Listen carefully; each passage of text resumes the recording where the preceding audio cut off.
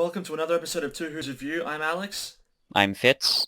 and we are once again joined by the only guest we've had on so far. It's Sam! It's me. Whoa! And today we're going to discuss The Parting of the Ways. It's the final Ninth Doctor episode, the second episode in the two-part finale of Series 1 of the Revived Era, and the second Dalek story that we're looking at for the podcast. Hooray. What fun. Hmm. So, it's also, I should have mentioned this as well, it's the first regeneration story that we're covering. Mm. Assuming, of course, that this episode is released before the Power of the Doctor is released. In which case, that'll be shoehorned in somewhere before this point. I had a weird nightmare about that last night, actually. I think we were all in Really? a nightmare about it right now. I, I was in my dream. I was like lying in bed, and I saw for some reason on the streaming service Stan that I use a fair bit, the Power of the Doctor showed up. And like, what the hell is happening here? This hasn't been announced anywhere. But then I clicked and like, oh no, it's just the trailer. And I wanted to watch it and talk to you, Cuff, as quickly as I could about it, but I couldn't because the internet wasn't connected. So that was truly horrific. yeah. Yes, imagine not being able to watch The Power of the Doctor or the trailer. On that point, I suppose we'll discuss this before we dive into the episode itself.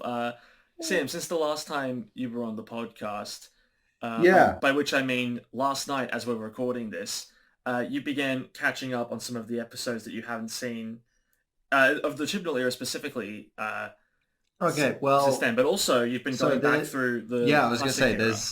there's some context for me coming back is after we recorded Dalek and Invasion of the Dinosaurs with me last time, um, I was just thinking about how much I enjoyed going back to that John Pertwee episode. So I said, screw it, I'll find a torrent online or whatever, and I'll get as much of the classic series as I can find. And I think I've got the first 8 seasons downloaded, but I Nice. just started watching from the very beginning with Unearthly Child, and I think, yeah, the last one I watched was a little bit ago, but it was The Chase, which is the other one we're going to talk about today. Um, so I've only got the Time Meddler left, and that's the first 2 seasons done. But as you say, last night I watched Bad Wolf and Parting of the Ways to refresh myself for today. And then I also said, fuck it, I've got to get around to watching this other shit before like the 60th and all the new specials that are coming up come out. So after watching Part of the Ways, I watched Revolution of the Daleks. And that was a thing that happened, I guess. Yes, it was. Does it have to be? I can still remember the first time I saw that episode. I wasn't impressed, and I made my concerns very clear to Cuff right after I watched it. Sure did. That was a fun conversation to have. But yeah, sure it was. I mentioned it to you guys last night, but it was weird watching those 2 episodes back to back because there's a lot of surprising parallels, which I guess we'll get into later. But yeah. Yeah, I mean, I guess we'll you'll have to remind us because it's been a while since I've seen Revolution of the Daleks. Yeah. But touching on Parting of the Ways really quickly. So obviously it's following on from Bad Wolf, but also wrapping up this arc, the Bad Wolf arc, as well as the Ninth Doctor's Time War, PTSD, Dark Era arc. So it has a lot on its shoulders here. I've also often found that I'm not sure if this is true or not, but it's just an impression that I get. Oftentimes when people are like discussing a season of television and they're saying, was it good, was it bad? They're often the final episode is often like a key factor in swaying how good or bad people found a season to be. I think there have been multiple occasions where during a broadcast, in the middle of a broadcast season of Rick and Morty, some of our friends have gone, man, this season's really good. It's like, it's much better than previous seasons. And then once it's ended, they've gone, that season was trash. So, and that I'm not sure if that has to do with the fact that it was just the finale that left a bad taste in their mouth, or if the fact that maybe after they've had some time to think after I saying think it was good. it's probably a bit of both Yeah, usually. most likely. Like a bad ending can definitely sour the rest of it. Um, but I think generally speaking, it tends to be more of a actually now that it's done and I'm looking back at it and really letting the thoughts gestate, it's not as good as it felt when I was watching it for the first time. Yeah, it could be that as well. But going into that, this final episode, of the first season, they had already greenlit a season 2 by this point. So this episode, it still has a lot to do in 2005 anyway. If this episode bombs, people are less likely to come back for the second season. So even though the show has a future, its longevity is still in the balance as of this episode. And thankfully, this knocks it out of the park. This is a great episode. I think Mm. it's Russell T Davies' best script of season 1, easily, probably owing to the fact that he had this in mind while devising the full season. I mean, he'd almost have to have. It does a great job resolving all the stuff that gets brought up this season. It ties together some stuff that you might not even notice on a first watch. It's a really effective Dalek story, and it almost subverts the whole the alien problem that Daleks tend to have. When I think you mentioned it last time, Sam, where one Dalek is indestructible and a horde can be taken out a little Yeah, easier. yeah. This episode kind of dodges that in a weird way. Um, I had the same thought while watching it yeah. last night. But I suppose Mm. we'll do general impressions now, and then we'll go into the timescales ranking. Fitz, what do you Hmm. think of this episode?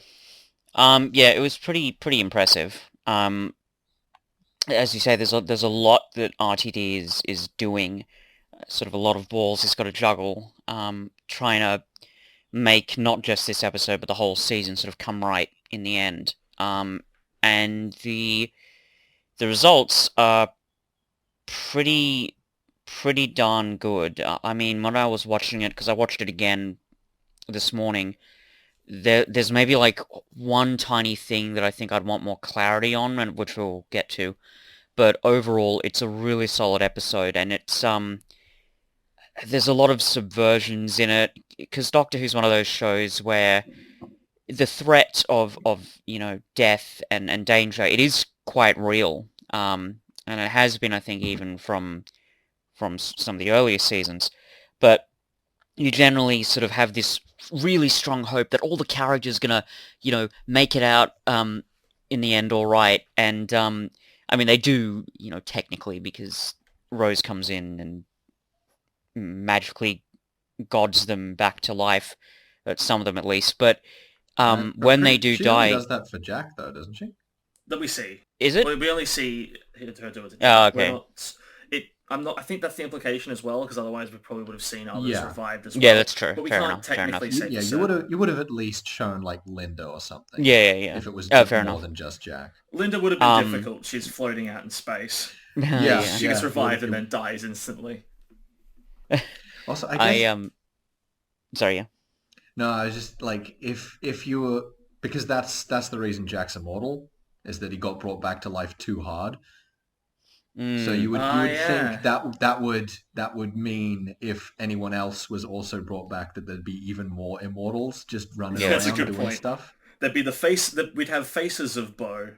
Yeah. because before I watched this episode again, I thought that the nanogenes were the reason why Jack was immortal, but I'm probably No, I'm mistaken pretty sure there. it's in Utopia where the Doctor Mm, explicitly says, "Yeah, when she brought you back for good." forever, yeah. Um, that makes sense. In any case, those emotional impacts of those character deaths are really they're full on, and the way they're written, but also the way they're performed and even directed. Just the subtle things like when Linda's listening to the crowd basically just get blasted away by the Daleks, and she has to turn it off because it's so horrifying. And then when the other Dalek comes up on the outside of the satellite, and you don't hear it, but you can see the lights glowing, and it's clearly saying exterminate. Just little Mm. details like that really elevate it, I think. and make it tense and really devastating. And it just, goes back to that thing that Cuff has mentioned repeatedly with this season, which is, it's what does the Doctor leave behind? Well, apparently a lot of dead folks. So More often than not, yeah. take that, audience. Sam, your general thoughts? Yeah, I agree. It's a really solid episode in general. Definitely a good ending to the season. I think for the purpose of this, I'm kind of going to talk about Bad Wolf as well, because Sure. obviously I wasn't in that episode. Yeah, but, sure. I think Parting of the Ways is definitely, obviously it's the stronger of the two. Mm. But yeah, I agree. I think I agree with you, Fitz. The thing that left the biggest impact, even remembering watching it for the first time as a kid, was just how grim it is Mm. in terms of just fucking everyone dies. Mm. Arguably, literally everyone dies except Rose. And then, Mickey and Jackie, but they don't really count. And even in, Doctor Who history, that, having so many characters die is rare. The only examples I can think where that happens is, I think Horror of Fang Rock has every character but the Doctor and Leela die, and I think it also happens... that's the Lighthouse one, yeah? Yeah. Yeah, I remember that one being noteworthy for that as well. Well, let's also add on to that, adding on to Everyone Dies, we also see a relatively successful Dalek invasion of Earth here. They bomb whole continents, so Yeah. it is very, very, very grim in that regard as well. There's a whole lot of rebuilding. That was a detail I forgot about entirely until I rewatched it. But Yeah. it was just Australasia, gone. Yeah, thanks for that. We hardly ever get referenced in Doctor Who when Tegan's not around, and then we get just bombed off the planet. Good ORTD. Let's check out the timescales. So out of 238 votes, this is an average rating of 8.9, which feels about right. Yeah. I'd say that's fair. Yeah. I mean, I might put it slightly higher, but that's just because on this podcast, we don't do anything by halves. But yeah, that certainly feels about right. Yeah, round it out to a 9. Exactly. That's fair. Yeah, basically. For plot, it has a 9.1. Sure. Yeah. The best thing this plot does is present itself as a mirror image of the Time War. It's this episode, and by extension, the structure of the entire season. It's all about getting the Doctor back to the point at the end of the Time War when he decides to destroy the Daleks and the Time Lords together. He's presented with the exact same situation in this episode, and pretty much the entire season has been built around getting him there and getting him to make a different choice this time around, which is incredibly affecting for this Doctor's arc. And I feel like it mirrors Dalek, the episode, in that way as well. Yeah. One of the little moments I noticed is when it's in Bad Wolf, but when he walks in with the big gun and he just throws it to the other guy, he's like, oh, fuck off, I'm not going to shoot it. Yeah. Yeah. Whatever. Which you then compare to the scene with the gun in Dalek. It's okay. There's the through line. Yeah. There's the growth. Yeah, absolutely. Yeah. Granted, that's before he knows Daleks are in the equation, but still. But it's also after. It's also after he thinks. It's also after he thinks a companion's died. So it's pretty, that is also true. It's pretty similar levels of the Doctor's willing to go dark for this. Yeah, especially given that he, I think it might have happened either right before that gun thing or right after, but when the woman says, oh, we were just doing our jobs, and he's like, and with that sentence, you just lost the right to even talk to me. So he's clearly on sort of that dark, what's the Doctor going to do sort of path, but the fact that he didn't go so far as to kill somebody, as you say, Sam, character growth, which is really, really neat. I do want to bring up one small issue in terms of not the plot of the episode itself, but some of the backstory, and it's not major, it certainly doesn't ruin the episode or anything, but it's just a question I have. When the Emperor Dalek is explaining, how the Dalek survived and how, the Emperor Dalek was falling through space and all that, there's a bit where he says, oh yeah, I, what does he say? I infiltrated humanity to sort of lead up to this moment. I mean, I'm grossly paraphrasing that, but you know what I mean. Yeah. But I want to know, how did that happen? Because, a lone Dalek in space, how did how did he get his Well, tentacles, so Well, to speak, it's you in the it's not system? just him, right? Because his ship survived. There would have been other Daleks on that Hmm. ship with him. Hmm. yeah. That said, I think it's I don't really want to see how that happened purely because I can't really. It would have to be a situation where it's like it's another human teams up with Daleks for greed Mm, purposes because mm, they've yeah, yeah, promised yeah. them some like riches or power Mm, or even just to not kill them, only to Well, inevitably kill them. That would yeah. be, I assume, what would happen, and we've already seen that to death. yeah, yeah. I mean, that's true. And you got that Doctor Who Monsters book recently, yeah, Fitz? Yes, I did. I did. Uh, so, so one of Sam Davis's Broke Canon videos was talking about stuff in that book Hmm. specifically, and it mentions that the Jagrafess, when it Hmm. was in control of Satellite 5, was answering directly to the Daleks, so All right. presumably the Emperor Dalek, so like Mm, that's probably part of it. mm. It's like Simon Pegg thinks he's working for the But Jagrafess, the and that's Jagrafess is where actually that's the okay. top, but That would make the sense. Jagrafess is also working for the Daleks. Well, it's in that episode. It's like Simon Pegg works for the Jagrafest. Jagrafest works for some banks. Banks work for the Daleks, or Jagrafest and Banks Mm, are swapped around potentially. Yeah. mm, Well, because I think specifically the book says that that's how the Jagrafess knows what a Time Lord is, and mm. that the Doctor is one. All right. Yep. Sure. That guess that makes I sense. guess that I that think I does just clear that up as well. I guess I haven't really thought about mm, that in one game. yeah. I think I just wanted like slightly more clarity on the issue because I'm like I get how this could work, and certainly the history of Doctor Who, there've been quite a number of scummy humans sort of siding with the Daleks for whatever reason.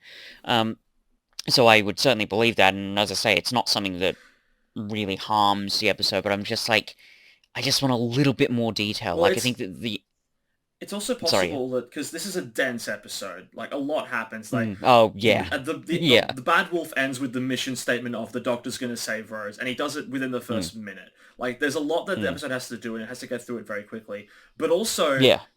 it's a lot more tightly compact than it was originally intended to be because this wasn't supposed to be a regeneration story. It was filmed without the regeneration scene at the end. But when it got renewed and Chris Eccleston said, I'm not coming back for a second season, they wrote Mm, the scene and put it on the end. So it is mm, very possible that little bits and pieces from throughout what was the main episode were removed in order to make room for the mm. regeneration scene at the Yeah, end. that's entirely Yeah. true.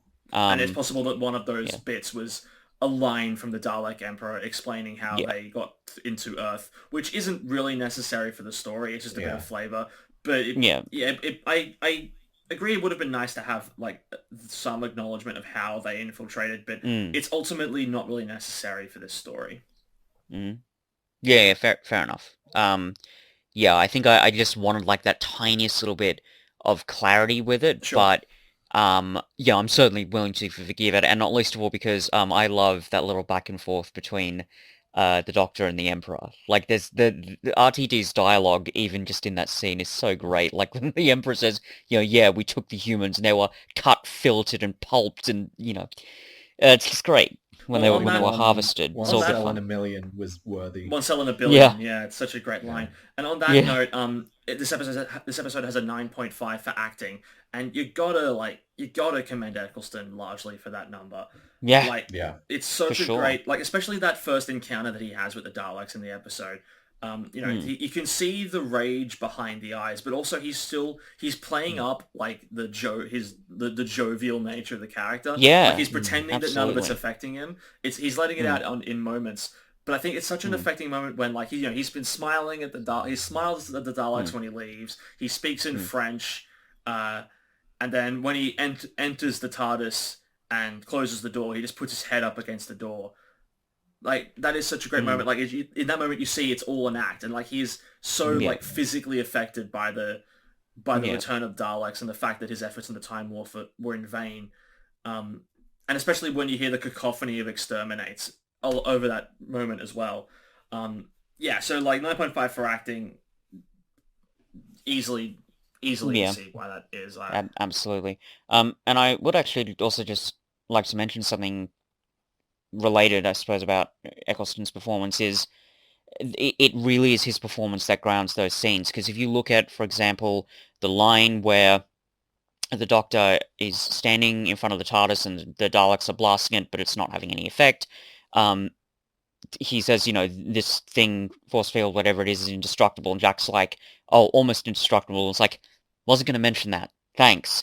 But the thing is, I'm quite convinced that the jovial nature and the humor that is quite unique to Eccleston, because if you gave that to another actor, they could have easily just made it a sort of a half-serious moment and it wouldn't have had the humor. So the fact that we've got that humor and then it immediately transitions into, oh, this is super serious, the Doctor's kind of dying inside, I think is quite unique to Eccleston, and it's not the first time he's done it either in the show. I mentioned even with Father's Day when they're all besieged in the church when the Reapers are outside and he's got the phone. It's like, oh, it's Alexander Graham Bell. So that element of hiding his fear and his hatred and his pain behind that humor is a core component. And it's really good to see it come out in those little moments. And overall, as you say, yeah, 9.5, I think that's pretty easy to say with the performances. We've got an 8.7 for effects. For the most part, they hold up pretty well. It's only really in the big CGI shots where it kind of gets a little noticeable. Like for example, there's one panning shot of the Dalek Emperor where it's pretty clear that everything is in CG and it doesn't look quite the same as it is when he's static. Yeah. At the same time, I always thought that because aside from that shot where it slightly rotates, he's always shot from the same angle every single time. Yeah. And it's just it's always had this vibe of when you see matte paintings that are used as backgrounds instead of real backgrounds. Yeah, I see what you mean. There's something almost because obviously it's all CG, but there's something that that just feels that little bit more artificial about it, which is just weird. It still looks fine. Yeah. Nothing in this is bad. Yeah. There's nothing. I mean, most of the CG effects, most of them are just kind of like lasers being blasted, whether they're coming out of the Dalek or you've got the Dalek little flamethrower thing they used to cut through the door, or the androids laser blast. So, or when Rose, atomizes all the Daleks. I mean, maybe that could have looked a little bit more realistic, but then again, it's a wacky sci-fi thing. How would we know how realistic is that meant to look? At that point. Yeah, essentially, timey-wimey magic. So, fair enough. So the practical effects. Oh, sorry, no, go ahead. No, I was just gonna say, you mentioned the bit where the android shoots one of the Daleks, and that seems always been funny to me because when they establish in Bad Wolf that they're not actually being killed, they're just being teleported to the Dalek ship, where obviously most of them get killed to make more Daleks anyway. But it's just it just conjures this image of one of the Daleks is on the station and just gets teleported back to the main ship. And then over and over. Yeah. That's funny. Yeah, it's just a nice little delaying tactic. Yeah. Oh, yeah, to be sure.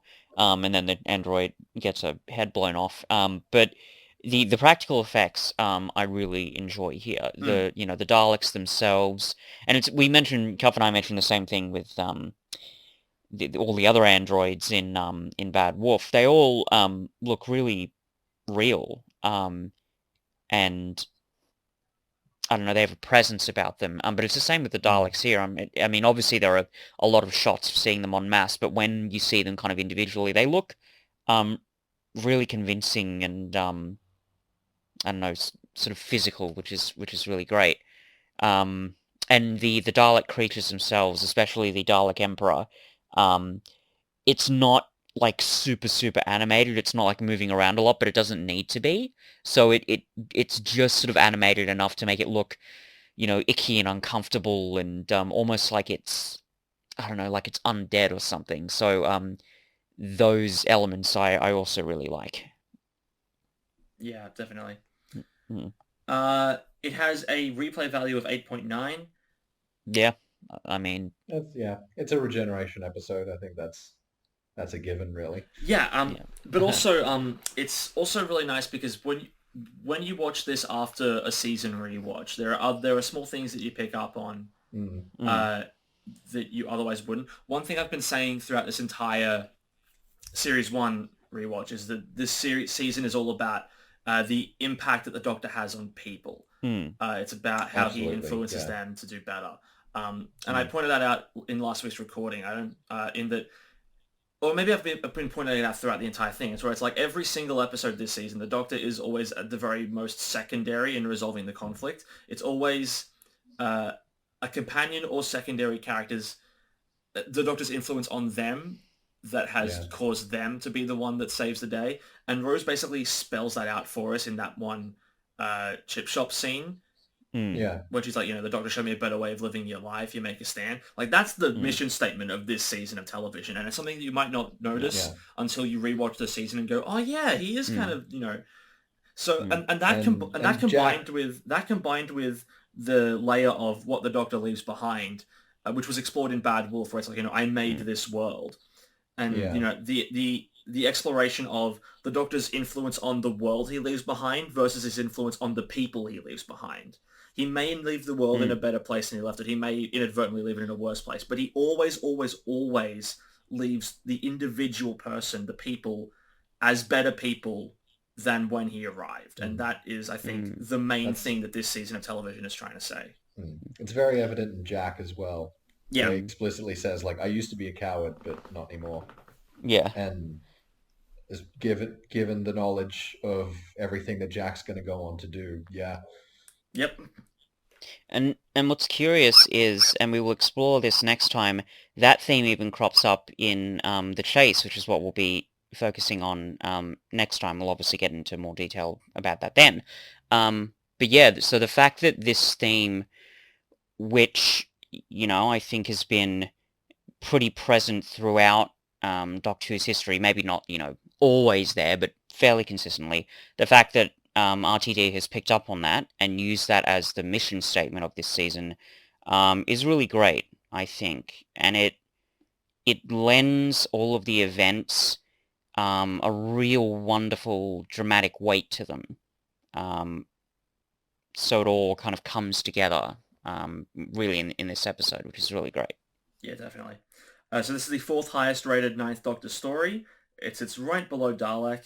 I mentioned last time as well. This is the only two-part Ninth Doctor episode where each episode has a drastically different score. Parting of the Ways is an 8.9. Bad Wolf has an 8.2. Mm.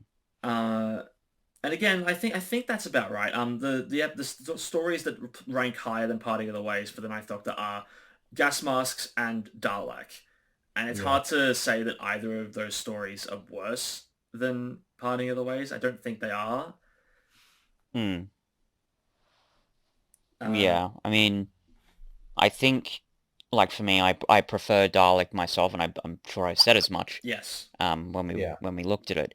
But there's certainly, I think, on a technical level, there's nothing really all that negative that Parting of the Ways is doing. Sorry, no, I'm going to rephrase that. It's not in a technical sense like any worse than Dalek is. And the main reason why I like Dalek is just, for me, it feels a bit more boundary pushing. However, even in, like with that argument of it being boundary pushing, this episode, Parting of the Ways, gets pretty close as well. Yeah. I think just personal taste, I'd put Parting of the Ways above the Gas Mask ones, but Sure. also I haven't rewatched those in ages, so maybe if Mm. I did, Mm. I'd feel differently. I don't think I would, but just as a Mhm. qualifying statement. But Sure. Mm. I Yeah, think, fair yeah, enough. And I wouldn't say that they're demonstrably worse episodes. Yeah, It just yeah. comes down to personal it's all preference. personal at the end of the day. Yeah. And in an utterly baffling statistic, 120 out of 124 people say this episode requires a previous story to properly understand. Who are the 4 people that are saying, yeah, go into this one blind, you're fine? Who knows? Ridiculous. Utterly absurd. All right, let's jump in properly Sure. now. We mentioned slightly earlier that this episode dodges the aliens dilemma, where Mm. Mm, a single Dalek is more terrifying than a horde. And mm, there are instances in this episode where Daleks are taken out. Like, for example, like very early on, Jack's able to kill a Dalek with his repurposed defabricator. Um, mm. but like they go out of their way to say it's a one-shot wonder kind of thing. The gun's useless. Yeah. And then Mm. like for basically the rest of the episode, aside from when the android teleports some away, like they treat 500,000 Daleks like there's only one of them there. Yeah. That's insane. How do you mean, if I may ask? Well, they don't do what a lot of stories Yeah. like this would do, where it's like we're substituting because there's a lot of them, we can afford to kill Yeah. most of them Oh, and they yeah, still yeah, be yeah. Like the thing I was good. talking about in Dalek, where from a narrative perspective, you can't, if you have one monster, you can't beat it until the end of the episode. Yeah, But if you have a but if you have a million lot, you monsters, can... you can kill so many of Yeah, them. yeah, they're But the problem expendable. is Yeah, figuring out how to get rid of all of them at once. Yeah. yeah, Whereas in this, it's like you kill one, you teleport one back to the ship, and you blind a third one, and and that's that's it it. until the Bad Wolf stuff at the end. Yeah. Yeah.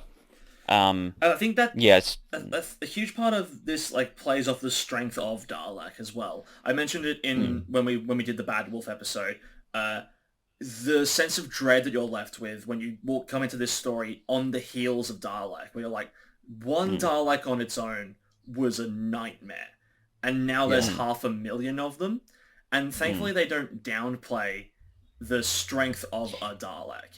They Yeah. even Yeah. go out of their way in this episode to take away the Dalek's weakness to bastic bullets that they had in the classic series, just to like, if Dalek didn't do enough to remove a lot of the perceived weaknesses of a Dalek, this episode This it did. removes that final one. Yeah, and like there's that bit where the woman say, the bastic bullets aren't working, what the hell is happening? And even sort of going back to the human cost of this, some of those side characters who you kind of feel quite endeared to, they die. Yep. They're just Yep. gone. And it's, you do feel that impact, and I think it's not the only reason why they're sort of getting over this alien versus aliens problem, but it's one of the key reasons that we're feeling the weight of this invasion force, and that it really, technically it is unstoppable. Like the Yeah. only reason that it's not is because would you call Rose's absorbing the TARDIS a Deus Ex Machina? I mean, I'm not bothered if it is, but In I- the I literal feel sense like- of the term, it is a gift from the machine, but it is like firmly Yeah. established in Yeah. the season. Like, oh yeah, like it's brought up in it's not used Boomtown. poorly or anything. Boomtown at least sets that up. Yeah, it's the only thing it does. Yeah, right. yeah. There's some precedent for it. Yeah, So that's it's, the only reason that Boomtown exists, and to Yeah. make the other episode not exist. Well, I even think it's like with a lot of sort of storytelling devices, it's a Deus Ex Machina. I think is actually fine on principle, Yeah. although like it would depend on the context of the story.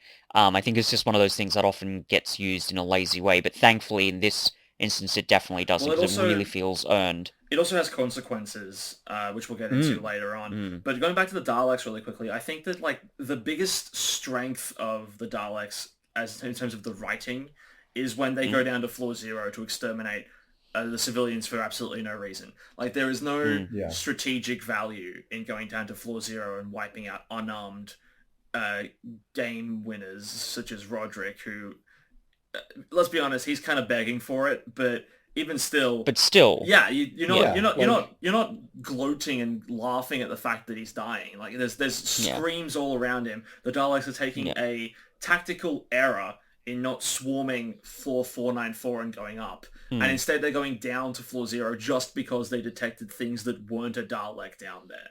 Like I don't that even is think it could be called a tactical error. Because like there's so like there's so many of them. they're so completely unopposed that it's like whatever, you may as well. Who Yeah, cares? but like that is such Yeah. that is like one of the purest written Dalek scenes I think in the entire show. that's their nature. Yep. They are so hateful of anything that's different, they, again, as cliched as it is, they must exterminate anything that is not like them. There are obviously small exceptions to this. Indeed, the fact that you have the human, Dalek hybrids.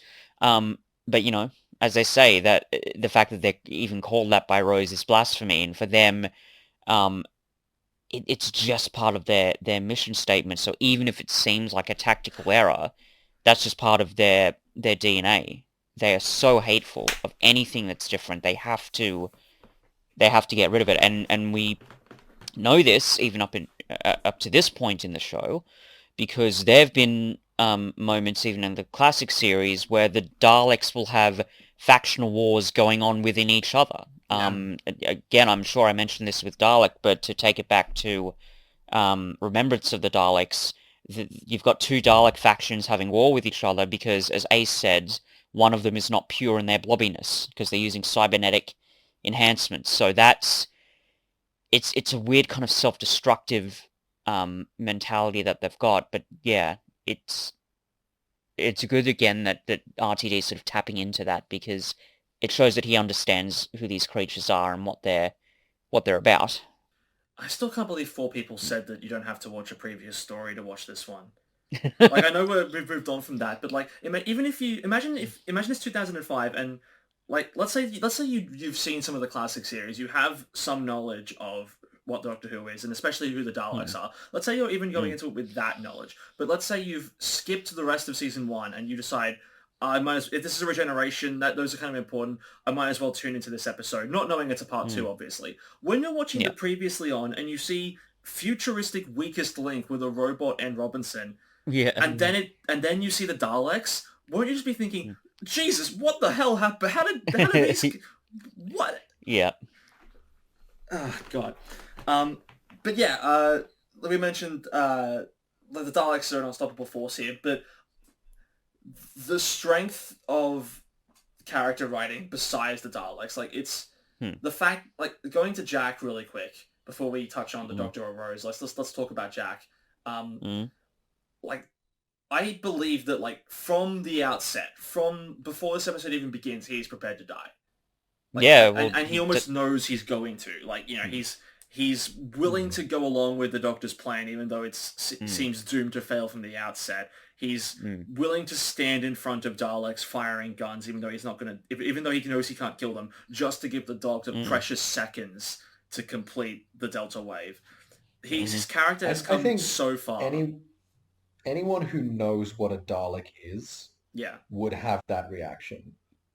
Oh no, absolutely. But like, the fact that he doesn't, like, it would have been, the old Jack would have been like, oh, what? We're doing this? Oh, I've got a vortex manipulator stowed away somewhere. I can, like, I can get out of this situation. Lickety split. But he chooses to stay and, like, buy time for the Doctor. It's such a stark contrast to how we first met the character in Empty Child.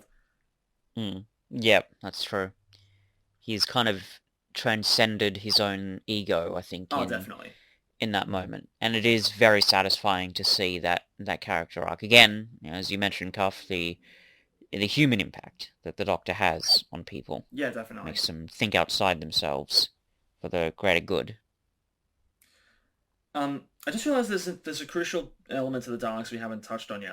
We'll go back to them super quick, because we learn in the opening scenes of this episode that these Daleks were constructed from the remnants of the people who were zapped onto the Dalek Crucible from Satellite 5, among other people. And they were their cells were harvested, 1 cell in a billion, to create new Daleks, and as a result, they've all gone just a little bit insane. They're treating the Dalek Emperor like a deity. The fact that they are disgusted by themselves has driven them to the brink of insanity and then beyond. I mean, Jesus Christ, that's a very, very dark situation to open a very, very dark episode. I always sort of go back and forth on what I feel about this, because in some way it kind of does to the Daleks what the Cybermen are, converting the humanity. conversion element and exactly. stuff, Of course, that will then get blown way out of the door Mm. when we introduced Dalek humans in the Moffat era. Yeah, That's Mm. well, I mean, I feel like that's kind of an because like Cybermen are like a corruption of humans, yeah, Mm. whereas this is more a corruption of Daleks yeah, with very true. humans. Mm. So they're more like an inverse of each other, I think, Yeah, in and that sense at Mm. least. that is how I tend to square it with the Mm. fact with do I like this, do I not? Okay, I guess I like this. Mm. Um, I and think it also, like we were saying, it plays into one of the themes that is in Dalek, where at the end, because it has been tainted by Rose's DNA, it chooses to kill itself. yeah, Yeah. and Um. maybe these Daleks would have if they didn't have the Dalek Emperor looming over them as a god. Which, I Yeah. mean, even from the Dalek Emperor's introduction, that booming voice that Nicholas Briggs puts on, it's such an imposing figure that's looming over Mm. the rest of the episode, even though he doesn't really do anything.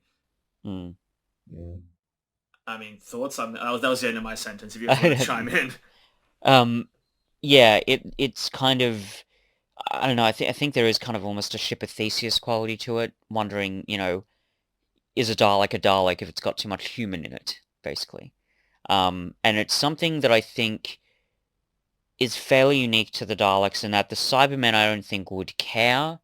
Again, they're just kind of there to convert people and make more Cybermen. But the Daleks, again, as I said, they're so consumed with their insane race hatred of anything that's different that to be different in any way that is death to them, which is why the Dalek in Dalek kills itself. To watch that again, you could argue it's a kind of character progression to see them come to this moment is interesting and kind of satisfying, um, albeit sort of disturbing. That you could argue that the reason why they were driven mad to adopt this cult-like mentality possibly is because they felt they were too human, which is an interesting concept, and it's something that's brought up in other points in Doctor Who, the ship of Theseus element. I mean,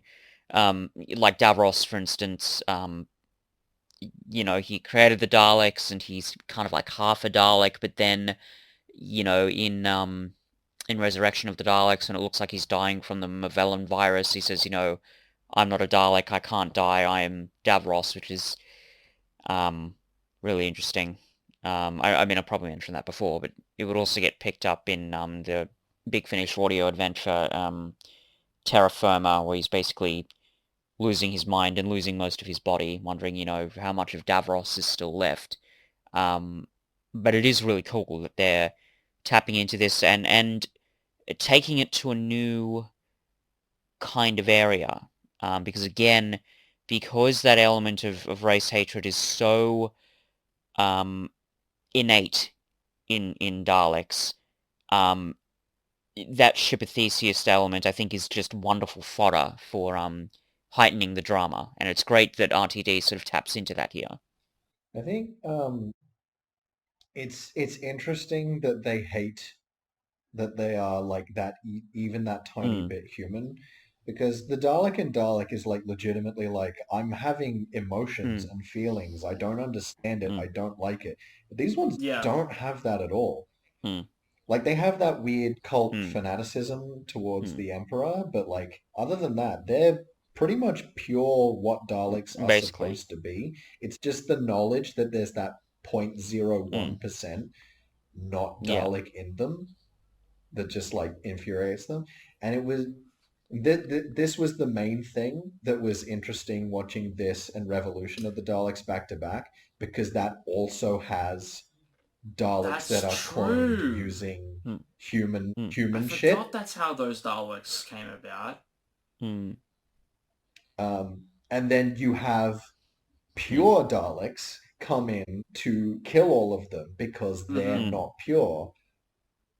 Um, and I guess since we're talking about it now, the other stuff was just like in more general. Like that was the main specific thing that was like, oh, this is weird to watch them Mm. back to back. But like more general stuff, it's a Dalek episode. Captain Jack is in it.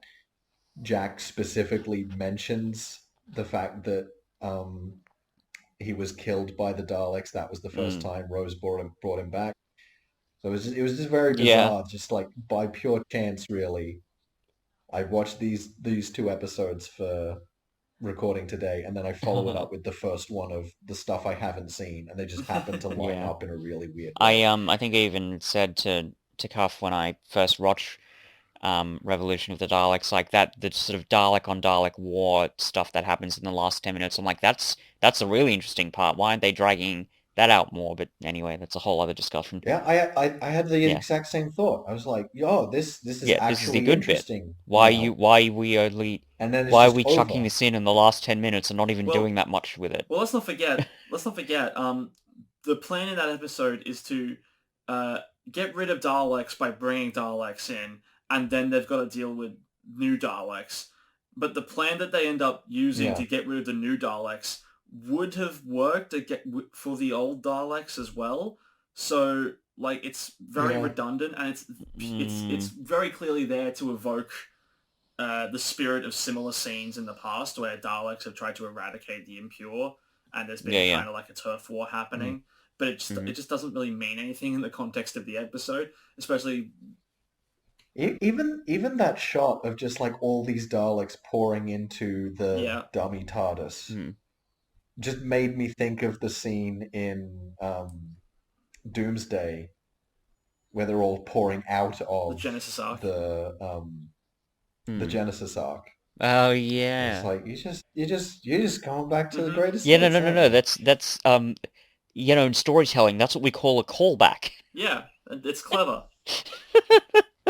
Yeah, don't question it. Remember this other episode that was better and you liked it? Does it make you like this episode No, more? No? it just Ah, reminds me well, it's that the worth a show try. used to be good. You mentioned Rose. Let's touch on her arc in this episode and her story in Yeah, this. sure. So, Nick, we recorded Bad Wolf yesterday, and at the end of that, as we were wrapping up, and I said, when you watch Parting of the Ways, look at Rose whenever she's on screen with Linda. hmm Did you do that? I forgot a little bit, but I did notice one moment Oh, when that moment happens constantly when they're on screen together. Go ahead.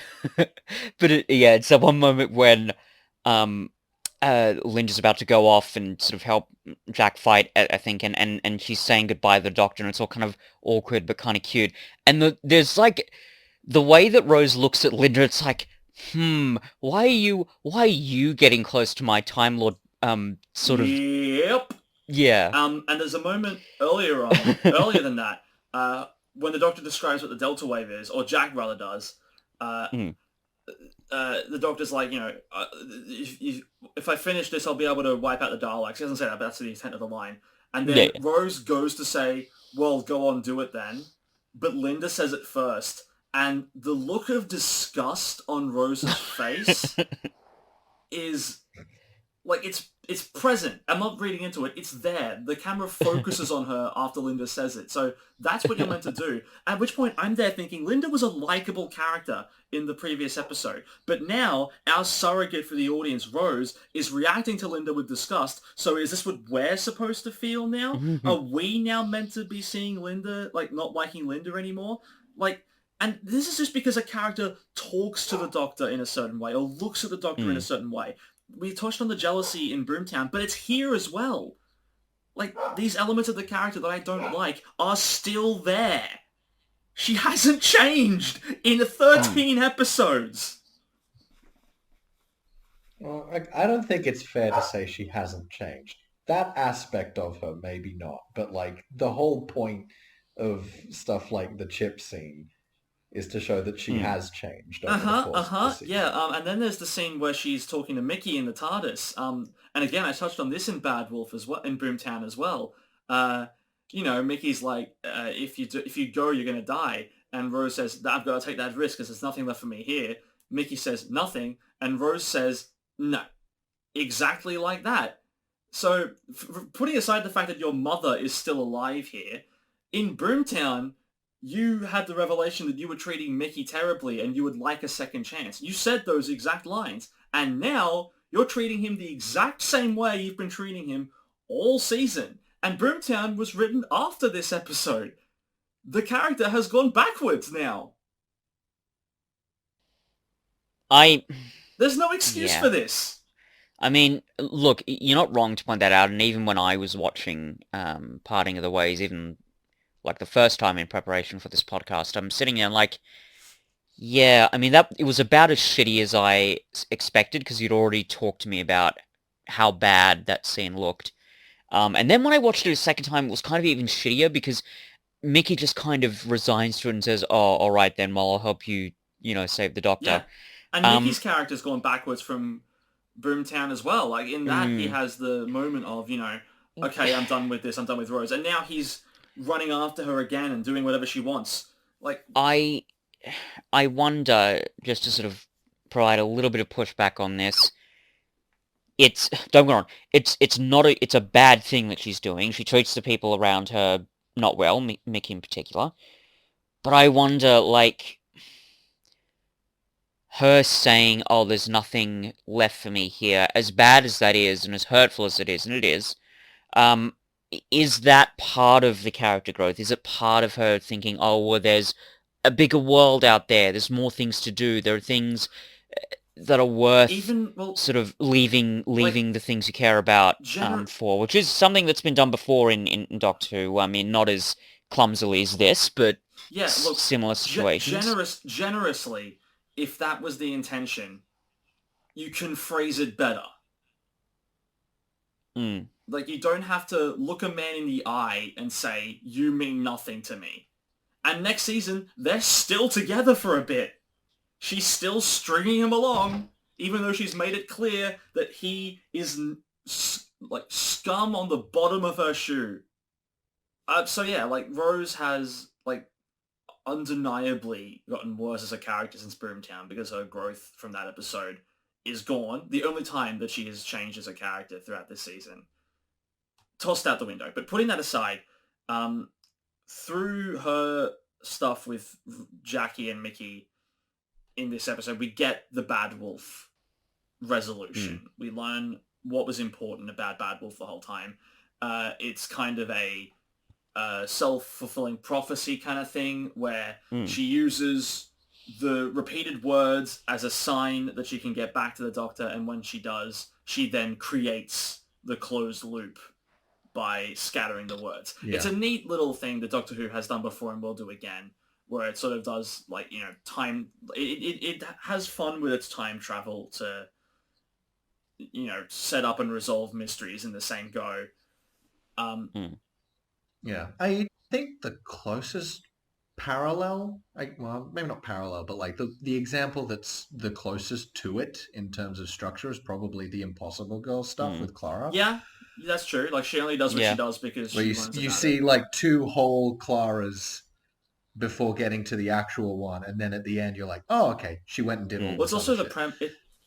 Including the ones you've already seen. Of the 12th Doctor episode with the flood and the ghosts. Like, they take a whole... Yeah. The Doctor takes time out of he takes time out of the second episode to explain the bootstrap paradox, because it's crucial to understanding the plot of the whole story. Even then, it's not easy. No. But here it works really well. It's not, they don't dwell on it too much when they explain how it all resolves itself. It's pretty easy to understand. The words they choose to use are good. And what's the very first instance of Bad Wolf? Is it in it's the episode prior to that.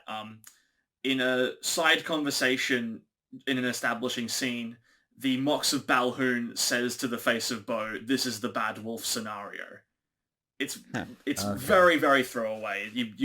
It's to the point where it's not even referenced when Bad Wolf does its Bad Wolf recap in the previous episode. They don't even bring up that one because it's so blink and you'll miss it. And it's one that the characters wouldn't have been around to witness either, so there's no point in showing it. I think the only story that doesn't have a bad... Well, I don't think Father's Day has a Bad Wolf. I think that's the only episode apart from the first one that doesn't have a bad wolf in it. Yeah, I can't remember there being one. I mean, unless there was like some graffiti on the It walls could or have been, something. yeah.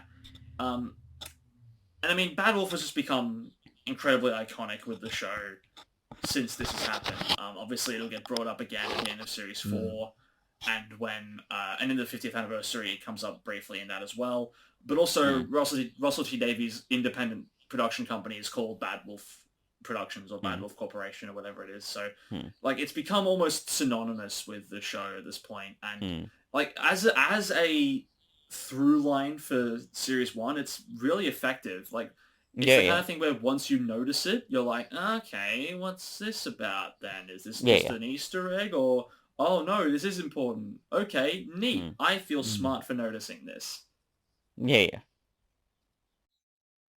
I feel like if we're giving points for like subtle build-up, I think Harold Saxon is maybe done a Harold bit Saxon is something that I think the payoff is definitely worse because like I don't know, season 3 has some high highs, but a lot of it is very low. I don't agree with that at all. But like, I think season 3 is the worst season overall. Family of Blood and Blink are fantastic. Everything else is I cannot agree with you on that whatsoever.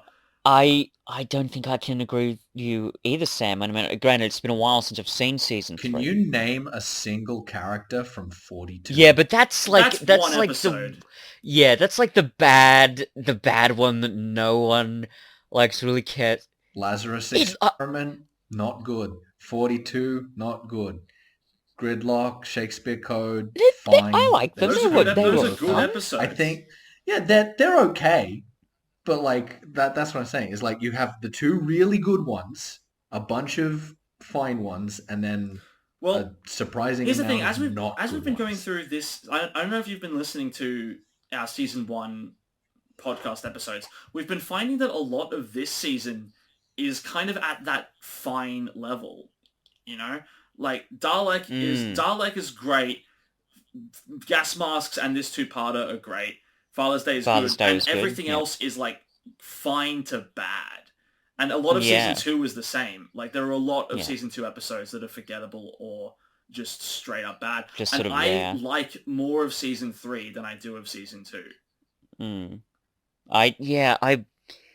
Because I do enjoy the ending of season 3. I think it was a really good climax to the whole thing. I think the ending of season 3 has moments, but it's, in my opinion at least, of the RTD era, easily the worst. It'll be interesting to see how we feel when we we'll have to wait and see how that goes. Having said that, we were talking about the Harold Saxon stuff really briefly before you touch back on that, Fitz. The Harold Saxon is a little different than Bad Wolf because and even with the Torchwood stuff in season 2, because Bad Wolf is explicitly an Easter egg, whereas with Harold Saxon, like the focus is on Harold Saxon a lot more. Like, in Lazarus Experiment and 42, there are scenes where Martha's family are approached by the people that work for Harold Saxon, and they like straight up say like stuff like, Harold Saxon thanks you, or like, you know, Mr. Saxon, will you be voting for Harold Saxon? Well, like obviously as it goes on, it builds up more, but like I'm pretty sure the first reference to him is in Christmas Invasion. I don't think it's in Christmas Invasion. I think it's in Runaway Bride. Might be that. It might be Christmas Invasion. We're going to be watching that soon, so I'll keep my eyes peeled for Harold Saxon. That's definitely when Torchwood first gets name dropped. What were you going to say, Fitz, before I... Well, Torchwood's another weird one. Wait a minute. Like, it's part Easter egg, part promotion for an upcoming Well, also, TV like, show Torchwood is an odd one because Torchwood gets explicitly set up in, like, the second episode of Series 2, where it's like, I'm Queen Victoria, and I'm going to found the Torchwood Institute so that we're prepared if the Doctor ever comes back. And then there's, like, 10 episodes of Bad Wolf level name dropping, which doesn't amount to anything. But we already know the significance of it, so there's really no point to doing that, right? Didn't it first show up... it's definitely... Didn't it first show up in I mean, just as this tiny little name drop in Bad Wolf when they're doing It the did. weakest link Yeah, bit. Torture was Yeah. an answer in one of the Bad Wolf episodes. But I don't think at that Yeah. point they had, especially when they were writing it, I don't think they had established No, what it was going no, to I be. They doubt just it. went, oh, this is a fun anagram, we'll throw it in. Yeah, sure. Yeah. No, that makes sense. Yeah. This is another tangent, but speaking of spin-offs, did either of you watch, was it Just called The Class. Class? No, I didn't. Class. I have watched the scene where Capaldi appears. Like I've just watched the Capaldi stuff from Class. course. That's all I've seen of it. Mm. And I've also seen the season it's- 1 cliffhanger because I was like, oh, that's what they did. Okay. Weeping Angel. What did they do? Okay. Yeah. I guess. Like, because Class, You know- Class aired during, like, Series 9 and 10. I think the most noteworthy thing that Class did is as the Doctor's at Coal Hill, he sort of sees Clara's name and goes, huh, that's familiar, but I don't know why. Because at that point, he's forgotten who she is. Right. Apart from that, Yeah. I haven't heard astounding things that Class does. No, It came out at a weird time because, like, in partway. it came out at a weird time because, like, all the other Doctor Who spin-offs that were sort of, you know, at that time they were kind of doing it because those spin-offs became crucial to the end of Series 4 when they all sort of come together, and Well, yeah, and Torchwood it kind of feels like they certainly. were gonna try and do a similar thing with Class, but it just never took off, and it also wasn't built on characters we already knew and liked, so it kind of just Mm. fell apart. Wasn't there a thing with the K9 show where because of rights they were able to use K9 but they weren't able to reference I don't Doctor know. Who in any way? I haven't seen the I'm K9 not show. sure. I feel like that was a thing because I think it's like some Terry Nation technically owns the Daleks type deal Mm. where the BBC like broadly doesn't specifically own the rights to the K9 character. That's someone else from like the writer that first introduced him or his Yeah. estate or whatever.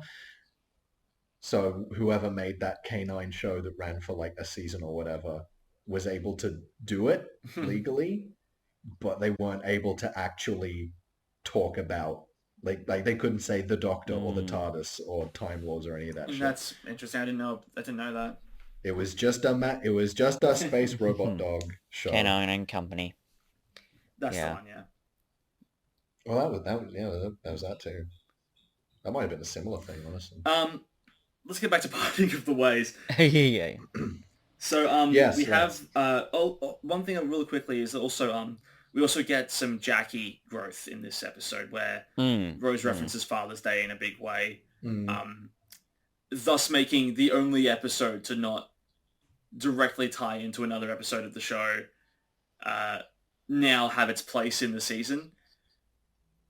Because pretty much every other episode either has a sequel or is important to the plot of a future episode.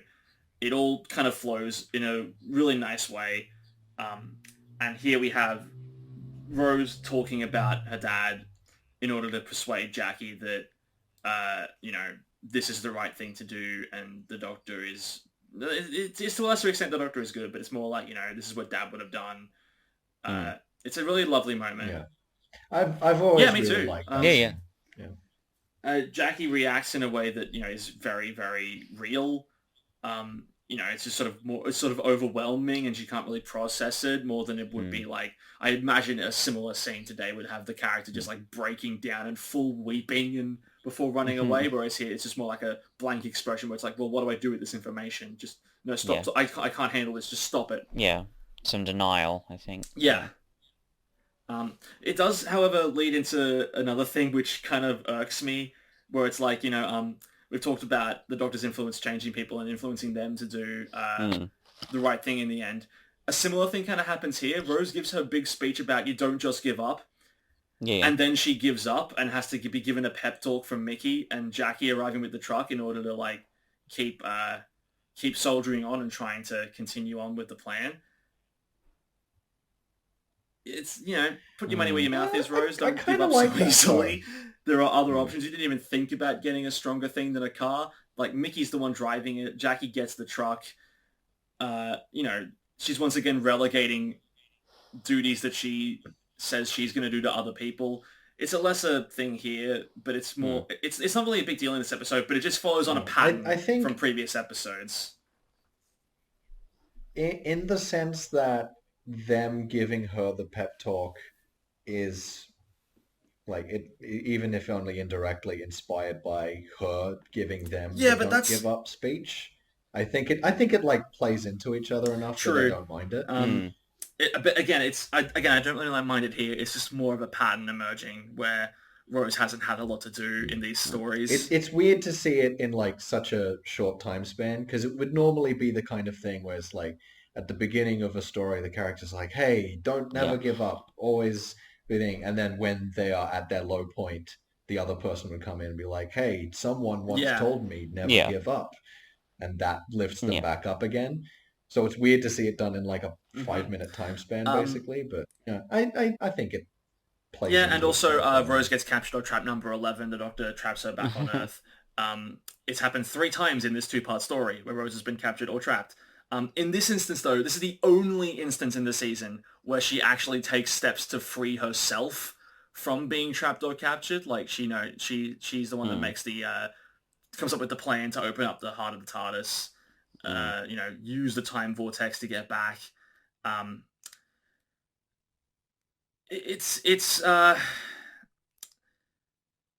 it's fine enough as an ending. I think it works for Rose's character where at the start of the season she has really no ambition at all and she's kind of like resigned to her life of just, eating chips, being on unemployment, working in a shop or whatever, and now she is the time vortex itself. It plays into that really well, and it leads to, Billie Piper does a really interesting thing with her performance when she is Bad Wolf. Like her accent changes ever so slightly.